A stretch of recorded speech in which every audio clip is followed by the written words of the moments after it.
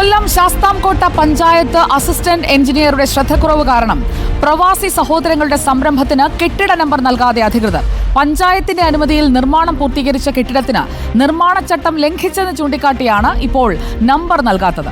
അധികൃതരുടെ ഭാഗത്ത് വീഴ്ച സംഭവിച്ചത് കണ്ടെത്തിയ വകുപ്പ് മന്ത്രി ഉദ്യോഗസ്ഥർക്കെതിരെ നടപടിക്കും ശുപാർശ ചെയ്തു. പഞ്ചായത്തിലെ ജോലിഭാരമാണ് വീഴ്ചയ്ക്ക് കാരണമെന്ന് അനുമതി നൽകിയ അസിസ്റ്റന്റ് എഞ്ചിനീയർ വിശദീകരിക്കുന്നു. അതെ, കൺസെന്റ് വെച്ചിട്ട് 7 മീറ്റർ ഹൈറ്റ് വരെ കൊടുക്കാൻ പറ്റത്തുള്ളായിരുന്നു. ഞാൻ അവിടെ ജോയിൻ ചെയ്ത സമയത്ത് ഒരുപാട് വർക്കിലോടും കാര്യങ്ങളും ഒക്കെ ആയതുകൊണ്ട് കൂടുതൽ എനിക്കത് നോക്കാൻ പറ്റിയില്ല. ഞാൻ ഇപ്പോഴും കംപ്ലീഷൻ വന്നപ്പോഴാണ് അത് ബോധ്യപ്പെട്ടത്. എന്ന് പറയാൻ അത്രയ്ക്ക് വർക്കിലോടുള്ള ഒരു പഞ്ചായത്തായിരുന്നു. എന്താ ചെയ്യാൻ പറ്റുന്നത്? അത് മുകളിൽ നല്ല തീരുമാനിക്കേണ്ടുന്നത് എനിക്ക് തീരുമാനിക്കാൻ പറ്റൂല. വിവരങ്ങളുമായി ശാസ്താംകോട്ടയിൽ നിന്ന് ദിലീപ് ദേവസ്യ നമുക്കൊപ്പം എത്തുന്നു. Dileep Devasya, good evening. ആദ്യഘട്ടത്തിൽ വർക്ക് ലോഡ് കാരണം ബോധ്യപ്പെടാതെ പോയി എന്ന് പറയുന്ന ഈ വാദം അത് എത്രത്തോളം നിലനിൽക്കും? അവിടെ എത്തി അന്വേഷിക്കുമ്പോൾ എന്താണ് ദിലീപിന് ബോധ്യപ്പെടുന്നത്?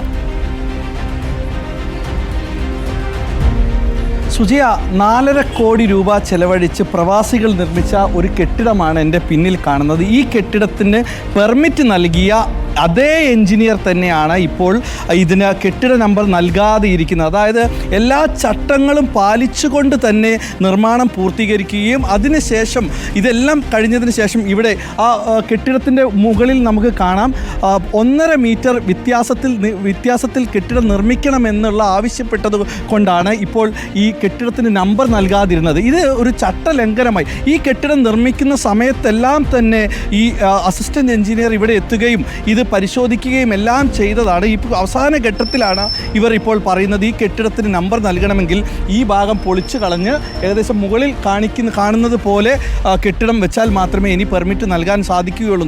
നമ്മൾ ഈ കാര്യവുമായി ബന്ധപ്പെട്ട് അസിസ്റ്റന്റ് എഞ്ചിനീയറെ വിളിച്ചപ്പോൾ അസിസ്റ്റന്റ് എഞ്ചിനീയർ പറഞ്ഞത് എനിക്ക് പഞ്ചായത്തിൽ ജോലി ഭാരമായിരുന്നു, അതുകൊണ്ട് ഇത് ശ്രദ്ധിക്കാൻ കഴിഞ്ഞില്ല. ഇതിനോടൊപ്പം നമ്മളോടൊപ്പം ചേരുന്നത് ഈ കെട്ടിടം പണിത അല്ലെങ്കിൽ ഇതിൻ്റെ ഉടമസ്ഥരായിട്ടുള്ള പ്രവാസികളാണ്. ഇവരാണ് ഈ കെട്ടിടത്തിൻ്റെ പണം ഇൻവെസ്റ്റ് ചെയ്തത്. 4.5 കോടി രൂപ ചെലവഴിച്ചത്. ഇപ്പോൾ എന്താണ് ഇവർ പറയുന്നത്? എന്താണ് സംഭവിച്ചത്? ഞങ്ങൾ 2021 ശാസ്താംകോട്ട പഞ്ചായത്ത് നൽകിയ പെർമിറ്റിൻ്റെ അടിസ്ഥാനത്തിലാണ് ഈ കെട്ടിടം പണി കഴിപ്പിച്ചിട്ടുള്ളത്. പണി പൂർത്തീകരിച്ചതിന് ശേഷം പഞ്ചായത്തിൽ നമ്പറിന് വേണ്ടി കംപ്ലീഷൻ പ്ലാൻ സമർപ്പിച്ചു. അപ്പോൾ അവർ പറയുകയാണ് ഇത് ചട്ടലംഘനം ഇതിൽ നടന്നിട്ടുണ്ടെന്ന്. നമ്മൾ പറഞ്ഞു നിങ്ങൾ തന്ന പെർമിറ്റിൽ വ്യതിചലിക്കാതെയാണ് നമ്മൾ നിർമ്മാണം നടത്തിയിട്ടുള്ളത്, ഇതിനകത്ത് ചട്ടലംഘനമായി ഒന്നും നടന്നിട്ടില്ല എന്ന് പറയുകയും അവർ പറഞ്ഞ് നമ്പർ തരാൻ ഞങ്ങൾക്ക് പറ്റില്ല, നിങ്ങൾ എന്താണെന്ന് വെച്ചാൽ നിങ്ങളുടെ വഴി സ്വീകരിക്കുക. മന്ത്രിയുടെ അദാലത്തിൽ പോയപ്പോൾ എന്താണ്?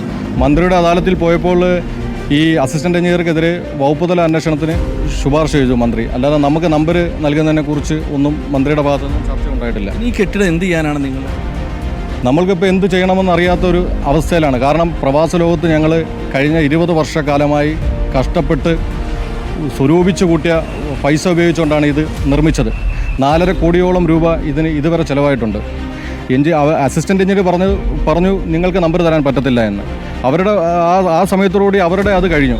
പക്ഷേ ഞങ്ങളാണ് അനുഭവിക്കുന്നത്. കാരണം ഞങ്ങൾ കഴിഞ്ഞ 3 മാസക്കാലമായി ഇതിൻ്റെ പിന്നാലെയാണ്. ഗൾഫിൽ 15 ദിവസത്തെ ലീവാണ് നാട്ടിലെത്തിയത്. കഴിഞ്ഞ 3 മാസക്കാലമായി പഞ്ചായത്ത് ഓഫീസ് കയറി ഇറങ്ങുകയാണ്.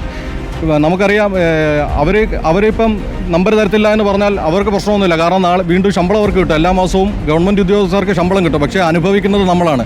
കഴിഞ്ഞ 20 വർഷം കിടന്ന് കഷ്ടപ്പെട്ടതെല്ലാം കൂടെ കൊണ്ടുവന്നാണ് ഇത് നിർമ്മിച്ചിരിക്കുന്നത്. നമുക്ക് ഇത് വാടകയ്ക്ക് കൊടുത്താൽ മാത്രമേ നമുക്ക് എന്തെങ്കിലും പ്രയോജനമുള്ളൂ. ബാങ്ക് ലോണുണ്ട്, 1.5 കോടി രൂപ പ്രൊജക്റ്റ് ലോണാണ് വിവിധ ബാങ്കുകളിൽ നിന്ന് നമ്മൾ എടുത്തിട്ടുള്ളത്. ബാങ്ക് പറഞ്ഞിരിക്കുന്നത് നിശ്ചിത സമയത്തുള്ളിൽ നമ്പർ കിട്ടിയില്ലെങ്കിൽ ലോൺ ക്യാൻസൽ ചെയ്ത് ബിൽഡിംഗ് റിക്കവർ ചെയ്യുമെന്നാണ് ബാങ്കിൻ്റെ ഭാഗത്തു നിന്ന് ഭീഷണി. കെട്ടിടം നിർമ്മിക്കുന്ന സമയത്ത് ഈ അസിസ്റ്റന്റ് എഞ്ചിനീയർ ഇവിടെ വന്ന് പരിശോധന നടത്തി. അസിസ്റ്റന്റ് എഞ്ചിനീയർ 4-5 പ്രാവശ്യം അവർ ഇവിടെ എത്തിയിട്ടുണ്ട്. ഇതിൻ്റെ മുന്നിലൂടെയാണ് അവർ യാത്ര ചെയ്യുന്നത്. അവർക്കതെല്ലാം അറിയാം. അവരെല്ലാം വിവിധ ഘട്ടങ്ങളിൽ സെക്രട്ടറി ഉൾപ്പെടെയുള്ളവർ വന്ന് ഈ ബിൽഡിംഗ് പരിശോധിച്ചതാണ്. അപ്പോഴൊന്നും ഈ അപാകത അവർ പറഞ്ഞില്ല. ഈ 18,000 സ്ക്വയർ ഫീറ്റ് വരുന്ന ഈ ബിൽഡിംഗ് ഈ രീതിയിലായപ്പോൾ അവർ പറയുന്നു ഇതിനകത്ത് അപാകത സംഭവിച്ചിരിക്കുന്നതെന്ന്. നമുക്ക് പെർമിറ്റ് നമ്പർ കിട്ടുന്നതിന് വേണ്ടി യാതൊരുവിധ നടപടികളും സർക്കാരിൻ്റെ ഭാഗത്തുനിന്നോ അവരുടെ ഭാഗത്തുനിന്നോ ഒന്നും ഉണ്ടായിട്ടില്ല. സുജിയ, നമ്മളിവിടെ വന്ന് പരിശോധിച്ചപ്പോൾ വ്യക്തമായിട്ട് നമുക്ക് മനസ്സിലാവും. കാരണം ഇത് ഉദ്യോഗസ്ഥർ തന്നെ നമ്മളടുത്ത് പറഞ്ഞു എൻ്റെ ഭാഗത്ത് പറ്റിയ അശ്രദ്ധയാണ് ഇതിന് സംഭവിച്ചിരിക്കുന്നത്. നോക്കൂ, ഈ കെട്ടിടം ഇവർക്ക് എല്ലാ പ്രതീക്ഷകളുമായിരുന്നു. കേട്ടല്ലോ ദിലീപ്, ഒറ്റക്കാര്യം കൂടി, പഞ്ചായത്തിന് പറ്റിയ അവരുടെ അപാകതയാണ് അല്ലെങ്കിൽ അവരുടെ അനാസ്ഥയാണ്, ശ്രദ്ധക്കുറവാണ്. പക്ഷേ ഇത് പൊളിച്ചു മാറ്റുന്നതിന് അത് വീണ്ടും അവർ നിർദ്ദേശിക്കുന്ന അതേ ഉയരത്തിൽ കെട്ടുന്നതിനുള്ള ചെലവ് ആര് കൊടുക്കും?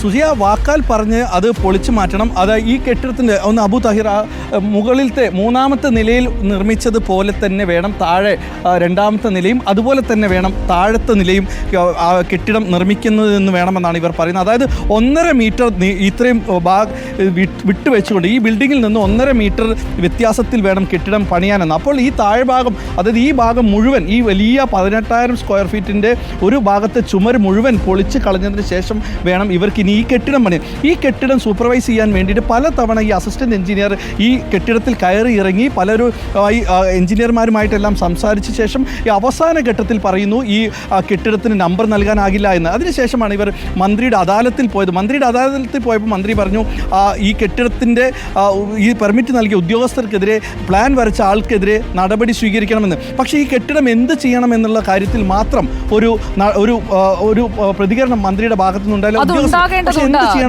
റിപ്പോർട്ടറിന്റെ ഫൈറ്റ് ഫോർ ജസ്റ്റിസ് ക്യാമ്പയിന്റെ ഭാഗമായി നമ്മളെ ബന്ധപ്പെട്ടവരാണ് ഈ പ്രവാസികൾ. നോക്കൂ, 4.5 കോടി രൂപ മുടക്കിയാണ് അവർ ഈ കെട്ടിടം നിർമ്മിച്ചത്. അതിൽ ഇപ്പോൾ ഉദ്യോഗസ്ഥരുടെ അശ്രദ്ധ മൂലം അത് പൊളിക്കണം, പുനർനിർമ്മിക്കണം എന്ന് പറയുമ്പോൾ അവർ കഷ്ടപ്പെട്ട് സമ്പാദിച്ച പണം കൊണ്ട് നിർമ്മിച്ച കെട്ടിടം അത് ആദ്യഘട്ടത്തിൽ അനുമതികൾക്കായി കൊടുക്കുമ്പോൾ എന്തുകൊണ്ട് ഇതൊന്നും പറഞ്ഞില്ല എന്ന ചോദ്യം അധികൃതരുടെ മുന്നിലേക്ക് അവർ വെക്കുന്നുണ്ട്. ഇതിന് കൃത്യമായ ഒരു മറുപടി കൊടുക്കേണ്ടത് ബന്ധപ്പെട്ട സർക്കാർ സംവിധാനങ്ങളാണ്. അസിസ്റ്റന്റ് എഞ്ചിനീയർക്കുണ്ടായത് ഒരു ചെറിയ വീഴ്ചയല്ല. ആദ്യഘട്ടത്തിൽ പരിശോധിക്കേണ്ട, സ്ഥലത്ത് പോയി പരിശോധിച്ച് ഉറപ്പാക്കേണ്ട കാര്യങ്ങൾ എന്തുകൊണ്ട് അവർ പരിശോധിച്ച് ചെയ്തില്ല എന്ന ചോദ്യം അവിടെ നിൽക്കുകയാണ്. അതുകൊണ്ട് ഈ പ്രവാസികൾക്ക് നീതി ഉറപ്പാക്കേണ്ടതുണ്ട്. ഫൈറ്റ് ഫോർ ജസ്റ്റിസ് എന്ന റിപ്പോർട്ടറിന്റെ ക്യാമ്പയിനൊപ്പം നിൽക്കുകയാണ് ആ പ്രവാസികൾ. അവർക്ക് നീതി ഉണ്ടാകുന്നത് വരെ നമ്മൾ ഈ വാർത്ത ഫോളോ അപ്പ് ചെയ്യും. Thank you Dileep Devasya.